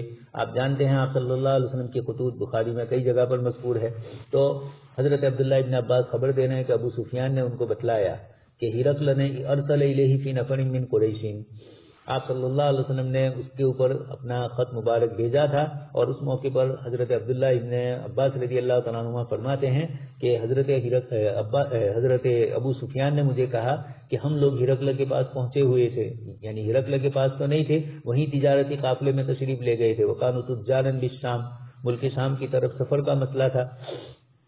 فاتوہ فذکر الحدیث، پوری روایت اس سے پہلے باب کیف کان بدء الوحی میں بھی آ چکی ہے، مغازی میں بھی آ چکی ہے۔ ثم دعا بکتاب رسول اللہ فقرئ، آپ صلی اللہ علیہ وسلم کا خط پڑھا گیا، منگوایا گیا، فإذا فیہ، اس میں لکھا ہوا تھا بسم اللہ الرحمن الرحیم محمد عبد اللہ ورسولہ الی ہرقل عظیم الروم، اس کے بعد لفظ ہے السلام علی من اتبع الہدی۔ السلام علیکم نہیں فرمایا، اس لیے کہ وہ ایمان نہیں لایا تھا، تو ہرقل کو جو خط بھیجا اس کے اندر آپ صلی اللہ علیہ وسلم نے السلام علی من اتبع الہدی، یہ اس طرح کے جملے سے آپ صلی اللہ علیہ وسلم نے فرمایا۔ چونکہ یہ من اتبع الہدی میں اس وقت نہیں تھا، اس لیے یہ سلام آپ صلی اللہ علیہ وسلم نے جو فرمائی وہ تقیید کے ساتھ فرمائی۔ من اتبع الہدی کو سلام ہے، اگر ایمان لے آؤ گے تو ہماری طرف سے سلام ہے، اور اگر نہیں ہے پھر اس کے بعد آپ سن ہی چکے ہیں، ہرقل کا لمبا چوڑا واقعہ پیش آیا، دروازے بند کر دیے اور گڑبڑیں ہوئی، اور اس کے بعد پھر اس نے بات بدل دی اور ایمان نہیں لایا۔ خیر، یہاں اتنا ہے۔ امام بخاری رحمۃ اللہ علیہ بتلانا چاہتے ہیں کہ اہل کتاب کو خط لکھتے وقت السلام علی من اتبع الہدی کے عمومی الفاظ کا استعمال کیا جائے، السلام علیکم نہ لکھا جائے، یہ بزرگوں نے فرمایا ہے۔ بمن یبدأ فی الکتاب، کس سے خط کی ابتدا کی جائے، یہ بھی ایک مسئلہ ہے۔ ایک ادب کی طرف امام بخاری اشارہ کر رہے ہیں کہ خط کی ابتدا میں کسی کا نام لکھا جائے، خط لکھنے والے کا یا جس کی طرف لکھا جائے اس کا۔ عام حالات میں مناسب یہی ہے کہ لکھنے والا پہلے اپنا نام لکھے، اس کے بعد جس کے نام خط روانہ کر رہا ہے اس کو لکھے۔ آپ صلی اللہ علیہ وسلم کے خطوط میں اس میں مبارک پہلے ہوتا تھا، من محمد ابن عبداللہ یا من محمد عبداللہ ورسولہ الی ہرقل عظیم الروم، آپ نے اپنا نام پہلے، انہ من سلیمان و انہ بسم اللہ الرحمن الرحیم، بسم اللہ پہلے بھی لکھی جا سکتی ہے اور بسم اللہ بعد میں بھی لکھی جا سکتی ہے۔ آپ صلی اللہ علیہ وسلم کا معمول تھا، اس لیے سنت نبی یہی ہوئی۔ بزرگوں نے فرمایا کہ اگر کوئی چھوٹا کسی بڑے کو خط لکھ رہا ہو، مرید اپنے شیخ کو یا شاگرد اپنے استاد کو، تو یہ کر سکتا ہے کہ اپنا نام مکتوب الیہ کے بعد لکھے، پہلے بزرگ کا نام لکھے حضرت فلاں، اور پھر نیچے یا داہنی جانب ان کا نام اور بائیں جانب اپنا نام لکھ دے، یہ اس طرح کی بھی چیزیں ہیں۔ امام بخاری رحمۃ اللہ علیہ کو اپنی شرط کے مطابق کوئی روایت نہیں مل سکی، اس لیے انہوں نے اس تعلیق کو یہاں پر ذکر کر دیا اور اس کو ذکر کیا کہ شرائع من قبلنا۔ امام بخاری رحمۃ اللہ علیہ تھوڑے اس سے استدلال کے اندر کافی عموم کرتے ہیں، اور اس قسم کے واقعات سے بطور استئناس کے، فتوے کے طور پر تو نہیں لیکن بطور مسئلے کے یا بطور استئناس کے امام بخاری رحمۃ اللہ علیہ استدلال کرتے ہیں، اس لیے اس واقعے کو 2-3 جگہ پر امام بخاری رحمۃ اللہ علیہ نے ذکر کیا ہے۔ اس جگہ پر بھی ذکر کرتے ہیں انہ ذکر رجلا من بنی اسرائیل، آپ صلی اللہ علیہ وسلم نے بنی اسرائیل کے ایک آدمی کا قصہ ذکر کیا، اخذ خشبۃ فنقرھا، آپ سن چکے ہیں کہ ایک صاحب کو قرض کی ضرورت پڑی تو دوسرے سے انہوں نے قرضہ مانگا، انہوں نے کہا کہ گواہ کا کوئی گواہ نہیں ہے، اللہ ہی ہمارے درمیان گواہ ہے، چنانچہ سامنے والے نے ان پر بھروسہ کر دیا اور بھروسہ کر کے ان کو جو رقم تھی وہ دے دی۔ اس کے بعد ایسا ہوا، مدت پوری ہوئی، کوئی نظر نہیں آیا، دریا کنارے گئے کہ کشتی کوئی نظر آئے تو اس آدمی کو میں لکھ دے دوں، اور ان کے نام کا، اصل تو ان کا نام لکھا ہوا تھا، امام بخاری کا تھوڑا اشارہ اسی کی طرف ہے، وہی صحیفۃ منہ الی صاحبہ۔ اب انہوں نے یہ کیا کہ تلاش کیا، کشتی والوں کو نہیں ملا تو ایک لکڑا تھا، انہوں نے اس کے اندر وہ پیسے بھی ڈال دیے اور اس کے ساتھ ساتھ اس لکڑی کے اندر، اور فادخل فیہا 1000 دینار، 1000 دینار اس کے اندر انہوں نے رکھ دیے، وہ صحیفۃ من الی صاحبہ، اور اپنے ساتھی کی طرف من فلاں الی فلاں، کچھ نہ کچھ لکھا ہوگا، جیسے بعد والی روایت ہے حضرت عمر ابن ابی سلمہ والی کہ ابو ہریرہ فرماتے ہیں کہ آپ صلی اللہ علیہ وسلم فرماتے ہیں نظر خشبۃ، انہوں نے ایک لکڑی کو چیرا، فجعل المال فی جوفها، اور اس کے اندر رکھا، وکتب الیہ صحیفۃ من فلان الی فلان، اور اس میں لکھا کہ فلاں کی طرف سے فلاں کی طرف۔ اصل تو یہ امام بخاری کو بتلانا ہے کہ انہوں نے بھی اس خط کے اندر من فلاں الی فلاں۔ اب یہ قصہ تو شرائع من قبلنا کا ہے، انہوں نے یہ بھیج دیا، اتفاق سے وہ صاحب بھی دریا کنارے پہنچے، ان کو بھی مدت پوری ہوئی تھی، اس لیے پیسوں کا انتظار تھا، بیچ میں دریا تھا، تو انہوں نے وہاں کھڑے رہے۔ اتفاق سے کوئی کشتی تو نظر نہیں آئی، یہی لکڑا آیا اور اس لکڑی کے اندر انہوں نے دیکھا کہ لکھا ہوا ہے میرا نام، انہوں نے لے لیا۔ لیکن روایتوں میں ہے کہ پھر وہ آدمی خود بھی گئے اور اپنے ساتھی کے پاس پہنچے اور یہ تذکرہ نہیں کیا کہ میں نے اس سے پہلے پیسے بھیجے تھے، اس لیے کہ وہ تو ایسے بھیجے تھے کہ لکڑی کے سہارے کسی نے اٹھا لیا ہو، مالک تک نہ بھی پہنچا ہو، اس لیے پھر وہ بھی پیچھے گئے کشتی میں اور وہ پیسے دے دیے۔ انہوں نے پھر کہا کہ نہیں، یہ پیسے مجھے مل چکے تھے۔ خیر یہاں تو بتلانا ہے من فلاں الی فلاں، شرائع من قبلنا سے امام بخاری کا استدلال عمومی طور پر چلتا ہے، غیر منسوخ واقعات میں استدلال صحیح ہوتا ہے۔ باب قول النبی صلی اللہ علیہ وسلم قوموا الی سیدکم، حضرت سعد ابن معاذ رضی اللہ تعالیٰ عنہ کے لیے آپ صلی اللہ علیہ وسلم نے یہ فرمایا، یہ روایت آپ سن چکے ہیں۔ قریظہ، بنو قریظہ نزلوا علی حکم سعد، حضرت سعد رضی اللہ تعالیٰ عنہ کے حکم کے اوپر یہ لوگ متفق ہو گئے۔ تفسیر ابن کثیر میں بہت تفصیل سے یہ قصہ آ رہا ہے ان آیتوں کے ضمن میں۔ فارسل النبی صلی اللہ علیہ وسلم الیہ، آپ صلی اللہ علیہ وسلم نے حضرت سعد ابن معاذ کو بلا بھیجا۔ فجاء فقال، وہ تشریف لائے تو آپ نے فرمایا قوموا الی سیدکم، اپنے سردار کے لیے کھڑے ہو جاؤ۔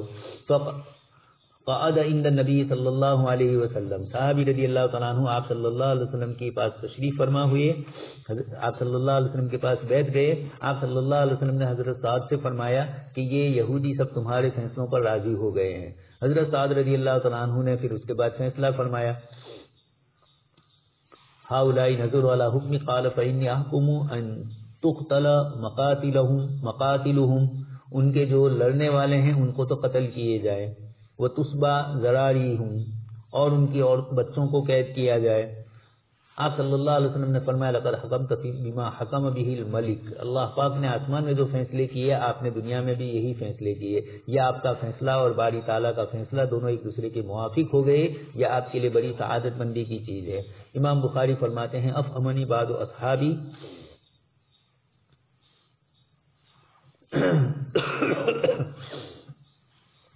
ان ابی الولید من قول ابی سعید الی حکمک، امام بخاری رحمۃ اللہ علیہ فرماتے ہیں کہ میں نے ابو الولید سے الی حکمک کے الفاظ سنے ہیں، اور میرے بعد شیوخ نے الی حکمک کے الفاظ، الا اور الا بس اتنا فرق ہے، یعنی انہوں نے الا استعمال کیا، الا کی جگہ پر الا استعمال بتلایا۔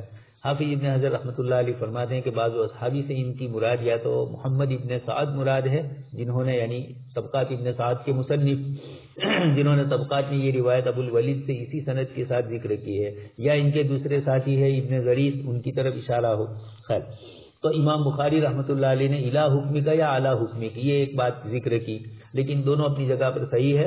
اعلیٰ والا تھوڑا زیادہ ہے، اس لیے کہ اعلیٰ میں اس سے اعلیٰ کا پہلو پایا جاتا ہے، تو یہود آپ کی بات کو یقیناً آپ کے فیصلے پر راضی ہو گئے۔ روایت لمبی ہے کہ حضرت سعد رضی اللہ تعالیٰ عنہ کو راستے میں ان کے خاندان والوں نے کہا بھی، کچھ لوگوں نے، کہ یہ ہمارے معاہد تھے جاہلیت کے اندر اور اب ان کے ساتھ نرمی کا معاملہ کرنا۔ حضرت سعد ابن معاذ رضی اللہ تعالیٰ عنہ نے لیکن وہی فیصلہ کیا جو اللہ تبارک و تعالیٰ کی طرف سے تھا۔ اب یہ مسئلہ ہے کھڑے ہونے کا کسی کی تعظیم کے لیے۔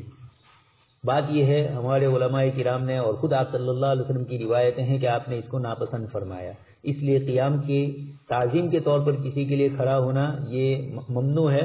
اب ہمارے یہاں چونکہ ایسے علاقے میں اور ایسے لوگوں سے پالا پڑا ہے جن کے یہاں سجدے تک ہو جاتے ہیں کسی کی سلام اڑانے کے لیے، ملاقات کے لیے، اور کسی کو جھکنے کے لیے ہاتھ تو سامنے ہی ہوتے ہیں، اس کے ساتھ ساتھ نیچے پیر بھی پکڑ لیتے ہیں اور یہ بھی اس طرح کرتے ہیں۔ یہ جتنی شکلیں ہیں کسی کی تعظیم میں اس طریقے سے کرنا اسلام میں صحیح نہیں ہے۔ تعظیم صرف اللہ تبارک و تعالیٰ کی ہوتی ہے۔ سجدے اور اس طرح کے سجدے تعظیمی، قیام تعظیمی جو بادشاہوں کے درباروں میں بھی ہوتے تھے، یہ سب کی سب چیزیں عجمیت کی دلیل ہے، توحید کے مخالف ہے۔ اب قیام کی بہت ساری صورتیں ہیں کھڑے ہونے کی سلسلے میں، کوئی بیٹھا ہے اور وہ مسلسل کھڑے رہتے ہیں، یہ تو بالکل جائز نہیں ہے۔ آنے والے کے دل میں تکبر اور بڑائی ہو اور وہ چاہے کہ لوگ میرے لیے کھڑے ہوں، حدیث شریف میں اس کو بھی ناپسند فرمایا، تکبر کا اندیشہ ہے، مکروہ ہے۔ کسی کی آمد پر خوشی کی وجہ سے استقبال کے لیے کھڑا ہو جانا، خوشی کی بنیاد پر، کوئی اس میں تعظیم کا پہلو نہیں ہے، تو یہ علماء کے نزدیک جائز ہے، بلکہ پسندیدہ سمجھا گیا ہے۔ مبارکبادی دینے کے لیے آپ کھڑے ہو جائیں، کسی مصیبت زدہ کو تسلی دینے کے لیے کھڑے ہو جائیں، اس قسم کی چیزوں میں کوئی حرج نہیں ہے۔ اصل تو یہی ہے کہ کوئی یہ چاہے کہ میرے لیے لوگ کھڑے ہوں، تو ایسوں کے لیے کھڑا ہونا بالکل نہیں ہے۔ کہیں کوئی بڑی عمر کے ہیں، بار بار وہ کھڑے ہونا ان کے لیے مشکل ہے، اور اب وہ بیٹھے ہوئے ہیں اور آپ جا رہے ہیں تو سلام کر رہے ہیں، تو اب وہ آپ کے لیے کھڑے نہیں ہوئے، تو آپ کے لیے کھڑا ہونا تو ویسے بھی نہیں ہے۔ لیکن یہ ہے کہ اگر وہ بیمار ہے اور یہ اس طرح ہے تو کسی دوسرے بڑے کے لیے کھڑا ہونا بھی لازمی نہیں ہے، وہ خود بیمار ہے۔ بار بار کھڑا ہونا، یا اسی طریقے سے جو لوگ پیر کی تکلیف والے ہیں، آپ ان کو ملنے کے لیے جائیں، اب ان کے لیے کھڑا ہونا مشکل ہوتا ہے، تو کھڑا ہونا ویسے بھی نہیں ہے، اور اگر وہ کھڑا نہ ہوا تو برا بھی نہ مانا جائے، اس لیے کہ قیام یہ عبادت ہے اور یہ اللہ ہی کی ذات عالی کے لیے ہے۔ اتنی بڑی عبادت ہے کہ اللہ پاک نے قیام ہی کی حالت میں قرآن کو رکھا ہے، رکوع کے اندر قرات پڑھنے سے منع کیا گیا ہے حدیث شریف۔ تو قیام قرآن ہی کے مناسب ہے، اور قرآن کو قیام ہی کی حالت میں پڑھا جائے تو قیام من وجہ عبادت ہوئی۔ اور جاہلیت میں اور بادشاہوں کے درباروں میں یہ سب کچھ تھا، بلکہ دروازے ہی ایسے بنائے جاتے تھے کہ جھک جھک کے ہی بادشاہوں کے یہاں پہنچا جائے، فتح پور سکری اور اس طرح بہت ساری جگہوں میں اس طرح کی چیزیں ہیں۔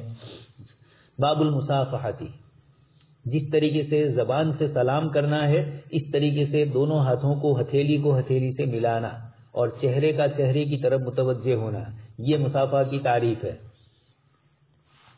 یہ محبتیں پیدا ہوتی ہے، ہاتھ ملاتے ہیں تو ابھی یہ وقتی اور عارضی مسئلہ آیا، اس لیے لوگ ہاتھ ملانے سے تھوڑے کترا رہے ہیں، ورنہ عام حالات میں آپ دیکھتے ہی ہیں جب مسلمان سے ملاقات کرتا ہے تو سلام بھی کرتا ہے، ہاتھ بھی ملاتا ہے۔ حضرت کعب بن مالک رضی اللہ تعالیٰ عنہ فرماتے ہیں کہ میں مسجد میں داخل ہوا اور اللہ کے رسول صلی اللہ علیہ وسلم مسجد میں تھے، فقام الیہ طلحۃ بن عبید اللہ یحاور فصافحنی وہنانی۔ یہ جس وقت ان کی توبہ قبول ہوئی تھی، فجر کے وقت نماز میں پہنچے آپ تو اللہ کے رسول صلی اللہ علیہ وسلم کھڑے تھے، اور وہیں حضرت طلحہ ابن عبید اللہ مہاجر صحابی، انہوں نے فصافحنی وہنانی، انہوں نے مجھ سے دو ہاتھ سے مصافحہ بھی کیا اور وہنانی، اور مجھے مبارکبادی بھی دی۔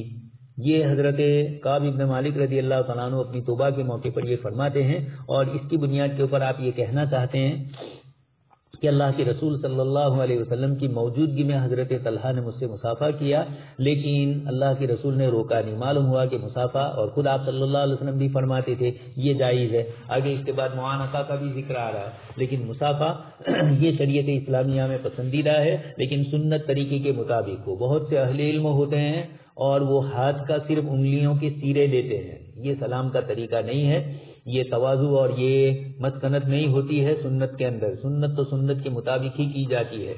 بہت سے مولویوں کو بھی، نئے فارغ لوگوں کو بھی ہم نے دیکھا کہ سلام کرتے ہیں تو عادی سی، یہاں یہ تعریف جو کی گئی مصافحے کی، اس کے اندر من صفح الکفی بالکفی، باب مفاعلہ سے دونوں طرف سے ہو، وہ اقبال الوجہ بالوجہ، چہرہ بھی سامنے ملا ہے۔ ایک تو یہ کہ ہاتھ تو ملا رہے ہیں لیکن چہرہ دوسری طرف کر رہے ہیں۔ خیر، تو ملاقات اور معانقے کی اور مصافحے کی شکلیں یہ سب محبتوں کو بڑھانے والی ہے۔ آپ صلی اللہ علیہ وسلم سے مصافحہ بھی ثابت ہے۔ آگے عبداللہ ابن مسعود رضی اللہ تعالیٰ عنہ اپنی روایت نقل فرماتے ہیں، علمنی النبی صلی اللہ علیہ وسلم التشہد وکفی بین کفیہ، اللہ کے رسول صلی اللہ علیہ وسلم نے مجھے تشہد سکھلایا اور میری ہتھیلی آپ کی دو ہتھیلیوں کے درمیان تھی۔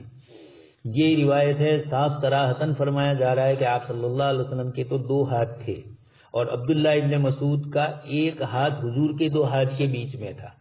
یہ نہیں فرما رہے ہیں کہ حضور کے ہاتھ میرے دو ہاتھ کے بیچ میں، یہ تعظیم کے خلاف ہے، اور اپنی فضیلت بھی بتلانی تھی کہ اللہ کے رسول نے مجھ سے محبت کی اور آپ کے دو ہاتھوں کے بیچ میں میرا ہاتھ۔ آپ اپنے آپ کو بڑا نہیں کہہ سکتے کہ میرے دو ہاتھوں کے بیچ میں حضور کا ہاتھ تھا، یہ تو تھا ہی، لیکن عبداللہ ابن مسعود اس کو ذکر نہیں کرنا چاہتے، اور ہمارے غیر مقلدین بھائی بیچارے اس روایت کو نہیں سمجھ پائے، حضور کی سنت پر عمل کرنے کے بجائے عبداللہ ابن مسعود کی سنت کو وہ سمجھ رہے ہیں۔ تو عبداللہ ابن مسعود تو خود کہہ رہے ہیں کہ میرا ایک ہاتھ تھا، لیکن وہ یہ نہیں کہہ رہے کہ میری دوسری ہتھیلی نہیں تھی۔ اچھا، اور وہ جو سلام کرنے والے صرف انگلیوں سے سلام کرتے ہیں ان کو بھی بتلایا جائے، لفظ کفی بین کفیہ کے الفاظ بتلائے جا رہے ہیں۔ یہ سلام کی اس طرح کی فیشن کے جو طریقے نکلے ہیں، ایک تو بیچارے جو ناواقف لوگ ہوتے ہیں وہ کرتے ہیں، لیکن اہل علم کے طبقے میں بھی فضلاء اور علماء بھی اس طریقے سے مصافحہ کرے تو یہ صحیح نہیں ہے۔ کفی بین کفیہ کے الفاظ بتلاتے ہیں کہ ہتھیلی ساتھ میں ملنی چاہیے۔ حضرت کے بعد والی روایت قلت لانس اکانت المصافحۃ فی اصحاب النبی صلی اللہ علیہ وسلم قال نعم، حضرت انس رضی اللہ تعالیٰ عنہ سے پوچھا گیا کہ صحابہ کرام کے درمیان میں آپس میں اس طرح مصافحہ ہوتا تھا؟ انہوں نے فرمایا کہ جی ہاں، اللہ کے رسول سے بھی ہوتا تھا اور صحابہ کے درمیان میں بھی آپس میں ہوتا تھا۔ اس کے بعد والی روایت وہو آخذ بید عمر بن الخطاب، حضرت عبداللہ ابن ہشام فرماتے ہیں کہ ہم حضور کے ساتھ تھے اور آپ نے حضرت عمر رضی اللہ تعالیٰ عنہ کا ہاتھ پکڑا تھا، مراد وہی سلام اور مصافحہ ہوا تو آپ صلی اللہ علیہ وسلم نے حضرت عمر رضی اللہ تعالیٰ عنہ کا ہاتھ پکڑا تھا۔ الاخذ بالید یہ بتلانا ہے، لیکن مراد یہی ہے کہ آپ صلی اللہ علیہ وسلم نے سلام کر کے ہاتھ ملایا۔ آج کل لوگ ہاتھ ملاتے ہیں لیکن سلام نہیں کرتے ہیں، تو اصل تو سنت سلام کا لفظ ہے اور یہ عملی اعتبار سے اس سنت کی تکمیل کرنا ہے۔ الاخذ بالیدین، امام بخاری رحمۃ اللہ علیہ نے یہاں صاف صراحتاً الفاظ استعمال فرمائے، الاخذ بالیدین۔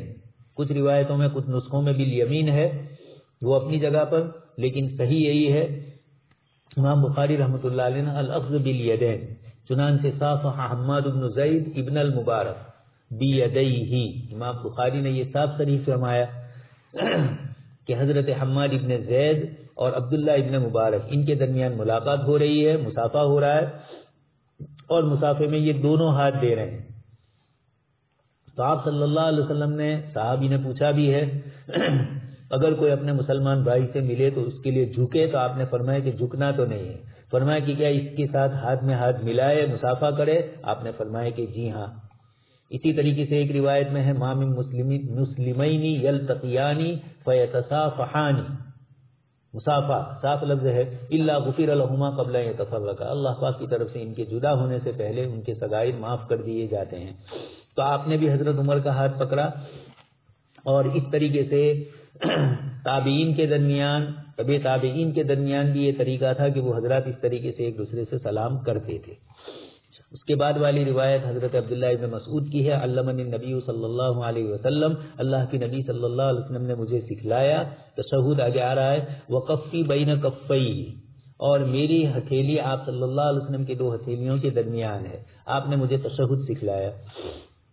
کما یعلمونی السورۃ من القرآن، جیسے آپ صلی اللہ علیہ وسلم قرآن کریم کی سورتیں اور آیتیں ہمیں سکھلاتے تھے، اس طریقے سے آپ صلی اللہ علیہ وسلم نے ہمیں تشہد بھی سکھلایا۔ پھر بتلایا اس کو التحیات للہ والصلوات والطیبات، تمام بدنی عبادتیں، مالی عبادتیں، جانی عبادتیں، قولی عبادتیں، یہ سب اللہ تبارک و تعالیٰ کی طرف منسوب ہے۔ السلام علیکم ایھا النبی ورحمۃ اللہ وبرکاتہ۔ اس کے بعد صحابی رضی اللہ تعالیٰ عنہ فرماتے ہیں کہ آپ صلی اللہ علیہ وسلم نے ہمیں یہ سکھلایا، پہلے تو اپنی بدنی اور قولی وغیرہ ساری عبادتوں کی طرف منسوب کیا، مالی عبادتیں اللہ کے لیے، اب اس کے بعد السلام علیکم ایھا النبی ورحمۃ اللہ وبرکاتہ، اللہ پاک کی طرف سے آپ پر سلام اور رحمت نازل ہو رہی ہے۔ السلام علینا وعلی عباد اللہ الصالحین، کچھ حضرات نے فرمایا کہ پہلا جملہ اللہ پاک کی طرف سے آیا اور حضور کو بھی سلام کیا، پہلا حضور کی طرف سے التحیات تو اللہ پاک کی طرف سے سلام آیا، اور پھر جب اللہ پاک کی طرف سے آپ صلی اللہ علیہ وسلم کو سلام آیا تو آپ نے عموم فرما دیا السلام علینا وعلی، یعنی ہمیں بھی یاد رکھا۔ اشہد ان لا الہ الا اللہ واشہد ان محمدا عبدہ ورسولہ، یہ روایت میں آپ صلی اللہ علیہ وسلم کا ذکر کیا گیا۔ آگے اس کے بعد ہے وہو بین ظہرانینا، یہ التحیات جب حضور نے مجھے سکھلایا تو آپ ہمارے درمیان تھے، یعنی زندگی میں آپ نے مجھے سکھلایا تھا اور اس کے بعد ہم پڑھتے بھی تھے اور آپ صلی اللہ علیہ وسلم حیات تھے، لیکن فلما قبض، جب آپ دنیا سے رخصت ہو گئے تو قلنا السلام علی النبی، السلام علیک ایھا النبی جو پڑھتے تھے ہم، جب حضور کا انتقال ہو گیا تو اس کے بعد السلام علی النبی غائب کے سیغے سے ہم بولنے لگے۔ یہ ایک روایت ہے جس کو امام بخاری رحمۃ اللہ علیہ نے ذکر کیا ہے، باقی روایتوں میں اس کا ذکر نہیں ہے، لیکن اتنی بات ضرور ہے کہ اللہ کے رسول صلی اللہ علیہ وسلم سلام آپ پر کیا جائے، اور السلام علینا ہمارے بریلوی حضرات بولتے ہیں کہ دیوبندی کو مجبوراً سلام تو کرنا ہی پڑتا ہے، السلام علیکم ایھا النبی بولنا ہی پڑتا ہے۔ ہم اس کا جواب دیتے ہیں کہ ہم حضور کے ساتھ جو عقیدہ تم نے وابستہ کیا ہے حاضر ناظر کا، وہ تو ہمارے درمیان نہیں ہے، البتہ ہم یہ اس لیے پڑھتے ہیں کہ یہ الفاظ حضور نے پڑھے ہیں تشہد کے اندر، اس لیے حضور کی یہ الفاظ ہم بھی دہرا رہے ہیں۔ لیکن جہاں تک تعلق ہے یہ روایت بھی ان کے سامنے پیش کی جائے کہ بخاری میں ہی عبداللہ ابن مسعود رضی اللہ تعالیٰ عنہ کی روایت ہے، اور اس روایت کے اندر السلام علیکہ کے بجائے السلام علی النبی غائب کا صیغہ بھی استعمال ہوا ہے۔ اگر یہ روایت دوسری ہے جس میں السلام علیکہ، اور آج بھی ہم السلام علیکہ ہی پڑھ رہے ہیں، لیکن یہ ہمارا السلام علیکہ پڑھنا نقل کے طور پر ہے اللہ کے رسول صلی اللہ علیہ وسلم، اس لیے جب عقیدہ حاضر ناظر کا نہیں ہے تو اس طریقے سے نقل کرنا جائز ہے۔ اصل مسئلہ تو عقیدے کا ہے، حضور کی حاضر ناظر ہونے کے مسئلے میں۔ خیر، یہ کتاب الاستئذان میں یہاں تک 25 پارے پورے ہو رہے ہیں۔ اس اعتبار سے بخاری شریف کا سبق الحمدللہ پائے تکمیل کو پہنچا۔ اللہ تبارک تعالیٰ مزید توفیق عطا فرمائے، اور آئندہ کل سے انشاءاللہ تفسیر ابن کثیر سورہ سعد سے جو باقی ہے، گزشتہ سال آپ وہاں تک پڑھ چکے ہیں، یہ ہمارے اس سال کے نصاب میں وہاں سے ہے، تو انشاءاللہ آئندہ کل سے تفسیر ابن کثیر آپ کے اوپر بھیج دی گئی ہے، ڈاؤن لوڈ کر لیا ہوگا آپ نے، مختصر سی ہے، تو انشاءاللہ اس سے بھی فائدہ ہوگا۔ اللہ پاک پڑھنے سننے کو بخاری کے سلسلے کی چیزوں کو قبول کرے، اور جو کچھ کوتاہیاں ہوئی ہے، حق تلفی ہوئی ہے حدیث شریف کی بھی، امام بخاری رحمۃ اللہ علیہ کی شان میں بھی، اللہ تبارک تعالیٰ اس کو معاف فرمائے۔ سبحان اللہ و بحمدہ، سبحانک اللہم و بحمدک، نشہد ان لا الہ الا انت، نستغفرک و نتوب الیک۔